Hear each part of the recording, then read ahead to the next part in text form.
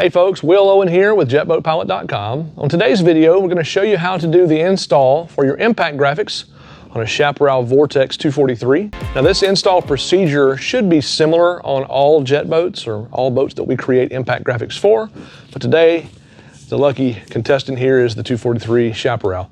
Also, I think it bears mentioning that this particular graphics package is the same for all years Chaparral 243 from about 2015 up through about 2020, whenever that was the last year that they built them. The hull remained the same. Should be the same for the VR, the VRX, they should all be similar. We'll take you through the process of preparation, pre-staging, all the things that you'll need to know about setting your pads up properly and where they go. Some little tips and tricks that we've built in to teach you how to do that with a professional level of quality. And then of course showing you how to adhere and how to get the proper balance for your logo here. So stick with us, we've got lots to show you. Before you start your installation, some things you'll need to know, items that you'll need to complete the installation we have on the cart in front of us here. You're going to need to have yourself some blue painter's tape to kind of go ahead and pre-adhere your pads to the boat prior to your adhesion. It'll be a good idea to have a level of some sort to help you placing the logo pad and making sure it's level in relation to the hull. Tape measure is also handy just in making sure that you've got symmetry and things are kind of placed in the right place. Rubbing alcohol, we like 91 IPA. If you don't have rubbing alcohol, you can use acetone if you like, or other types of degreaser type products, but just be careful on colored hulls like the one we have today. We don't want the colors to run, so IPA tends to be the very best to preserve your hull. Couple of rags. We put these referencing squares, little indexing squares. They're 1 inch by 1 inch, and we use them in the installation to help you locate your pads, and we'll talk about that next. You're gonna probably get a couple dozen of these in your kit, and we'll show you how to use those. All right, come on over with the camera real quick here. I wanna show you how we have pre-staged this boat. Bears mentioning, before we started doing all of this prep work here, we did clean the hull thoroughly. Very liberal application of rubbing alcohol to take any waxes off the hull. A lot of you guys are really buffing these things out to a high gloss wax. Some maybe may have ceramic coat or something like that. We don't want any of that when we start to adhere these pads. So you're going to want to do the squeak test. You're going to spray it on, wipe it off until at the end you hear the hull squeaking under your fingers. That way you get a really good bond. If you don't hear that squeak, there's a good chance there's still something there that would cause the pad to fail over time. We don't want that. So if you want to get the best possible adhesion, lots and lots and lots of rubbing alcohol, clean it, prep it properly, and then you can get into this next step. Bring the camera in tight. I want to show you these indexing squares and how this process works. If you notice across the boat here, we have located the pads, we've taped them in place, and there's these little 1 inch by 1 inch indexing squares. The way we design these pads, we scan these hard lines. Notice this hard line. There's a hard line here. These are what we consider hard lines. We scan those lines in our CAD system, and then I take the pad and I inset it 1 inch. And then we use the square to go back to the hard line. It tells us where 1 inch is. And then when you put the pad in place, that tells us exactly the location where that pad should be placed. There are no definitive markings on the boat to tell you where to put the pad, and so if you did this without the squares, it would be really difficult to get it exactly like the pictures that you see. We want the angles right, we want the spacing right, we want the proportions right, so doing it this way is going to make a big deal in your install. Another pro tip, here's a pro tip for you. When you get ready to use your indexing squares, take the paper backing off and just take it and touch it to your palm, your hand. It's going to get a little bit of your oils from your fingers on the square, and then you're going to be able to attach it, and then removing will not be a problem, because if you don't do that, the adhesive can be difficult to remove at times, and it may leave behind a residue that you have to come back and clean off. So it's just one little step that's going to help you quite a lot. We have taped everything in place. If you notice, there's a couple of pads here that are 2 pads, and we want to make sure that each of the pads fit properly. We don't install them in the wrong place. So everything's kind of lined out, ready to go. Another pro tip for you. Before doing your installation, select a location that is shady, somewhere that's not necessarily in direct sunlight. When these pads get hot, they can be a little bit malleable or stretchy. It's going to change the geometry. It makes it a little bit more difficult to work with. So pick you a spot that's in the shade. Also, install these pads at temperatures above 60 degrees. If you install in temperatures below 60 degrees, the bond is not going to be that great. So 60 degrees and above Fahrenheit. One more tool that we did not mention earlier, you're going to need a razor blade or some sort of knife to cut the paper backing, to split the paper. We like these little slice tools here. They actually have a small little 30 seconds probably little blade right at the bottom. It's a ceramic blade, and it's only there for or long enough to penetrate through the paper, but doesn't necessarily cut through the adhesive or through the pad. So this is really good. If you can get one on Amazon, we'll put the link below in the description so you can get one. If not, just use an X-Acto blade. It's important to understand that you don't want to split the pad itself, so just cut through the paper only when you're scoring the paper. I'll show you how this works. We've already got this one pre-located. Our squares, they're indexed well. The pad's in a good spot. We're going to flip it up. We're going to score the paper.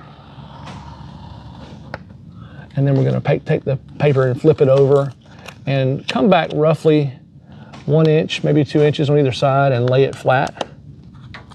This is going to expose the adhesive. And then we're going to come back down. We're going to find our indexing squares. And before we press that adhesive down, we're going to just sit it back on these little shelves we've made. Make sure that it's in the same place that we just kind of situated it. And if we know that's in the right place, we'll go ahead and tack it, smooth it out. We want to stroke the air bubbles out of it as we attach it. So starting from the center and working our way out, pull it back, pull the paper back, and then press. Don't want to stroke it too much because that can tend to lead towards stretching. So I like to more press.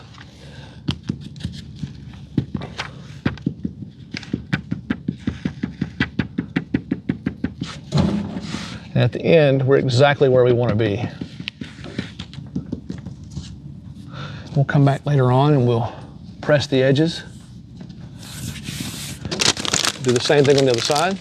Another pro tip for you, while you're doing this install, it's good to have a helper. Trying to do this install on your own, it can be very difficult, especially if you've never done one of these before. So I know you guys don't like asking for help, but on this one, ask for some help. It's important to flatten the paper. That way the pad lays flat as you're adhering it.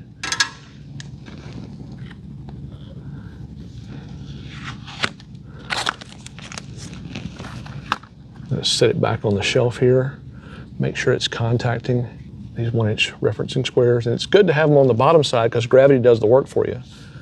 Putting them on top, sometimes that's all you can do, but putting them on the bottom is a good thing too. All right, we've got it located. He's going to go ahead and press it in the center.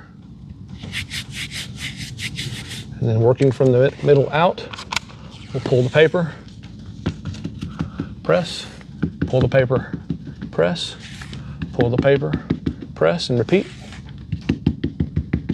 Notice when we get to this square here, we're back where we left off. Everything should be right back where we left it. So this helps you hit your targets. On these long, skinny tips like this, this is very easy for this to get off. We designed these to follow this lower edge. So what we want to do is make sure that there's a square out on the tip because you can get this one wrong fast. So when we get ready to apply this, he'll take with as little touch as possible. You don't want to put a bunch of hands on this because it'll cause it to buckle or bow. We're going to just press it and then come out on the end. And I'll try to do it where you can show it to you with the camera. Very gently bringing it in.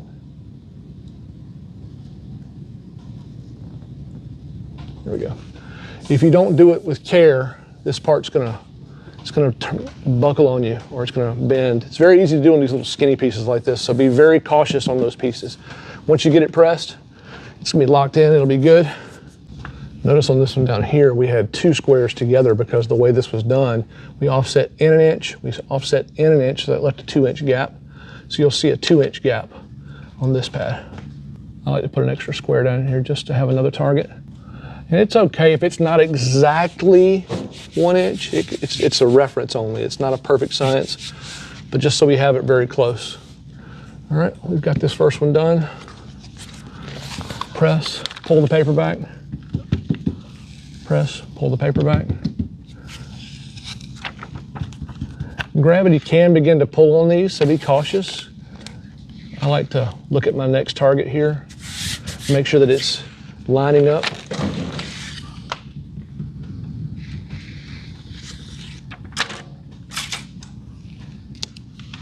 There we go.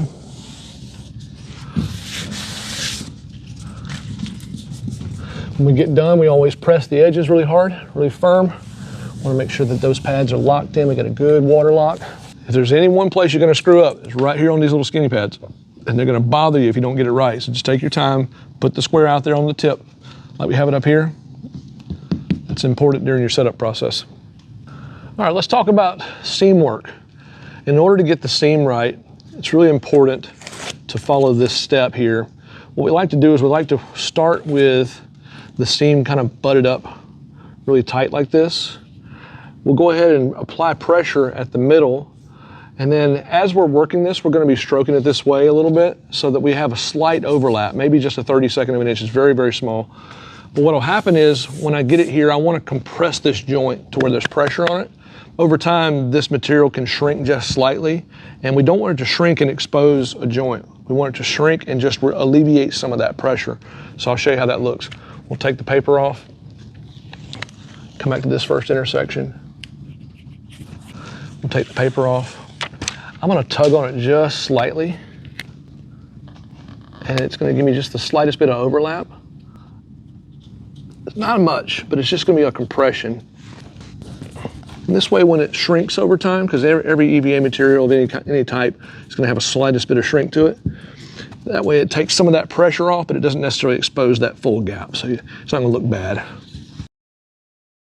I'm going to show you real quick here. In order to align this Vortex logo pad, we want to also find out what level is so we can establish level for the pad. That way the logo looks level, or it follows the lines of the boat really well. So this is the simplest way to do that. Got a tape measure here. We're going to use that in just a moment here, but this boat's pretty well level where it sits now. If you need to adjust that, just grab your tongue jack, adjust it up or down. That'll help you set level. Once we have level there, then we'll come back and we'll take our level and we'll set it up on top of the logo, and we'll see if we have level there. In this case, we need to adjust this back edge up a little bit. Also, it's important to talk about logo placement. The logo is designed to fit in this zone. We don't really want to get it outside these tips, and we don't want it touching inside here.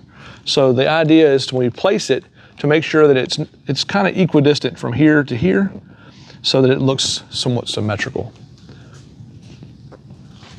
Now that we've established level, it's good to set yourself a marker. This will tell us kind of where the logo needs to be in this orientation. So what we want to see is about the same measurement from here to here as from here to here. Right at 1 3/4. Yeah, about the same. So we hit it right on this first one here. We don't normally get that lucky. So on this side, just notice roughly 1 3/4, 1 3/4, maybe 1 7/8. And then you've got this Vortex logo is inside of that pad there. So this is a good indication of where you need to think about this, because on the other side, the Vortex is going to be the other way around. It'll be back in this corner here too. So just keeping that in mind. All right, let's go ahead and get this thing stuck. Take your time with these little squares, because if you do them wrong, you'll get it wrong when you come back. Also, try not to touch the adhesive with your fingers if you can. You'll transfer oils to the adhesive and it will be less tacky. Once you've got it in place and tacked down well, then you can come back and you can really press it in. It bears mentioning that the kit is not numbered today because this is the first one we've done, but in production, your kit, when it comes to you in the mail, will have numbers on it and a diagram that will tell you which part goes where, so you won't have to concern yourself with placement. We're trying to make double sure the placement is right here. That's why we're taking our time. But again, you'll have little white stickers on yours that tells you the number and if it's port side or starboard side.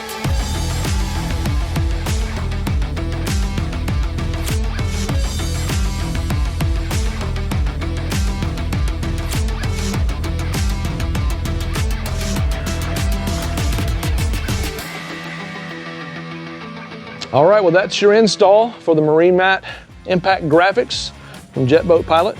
We appreciate you watching. Thanks a lot. Have a great day.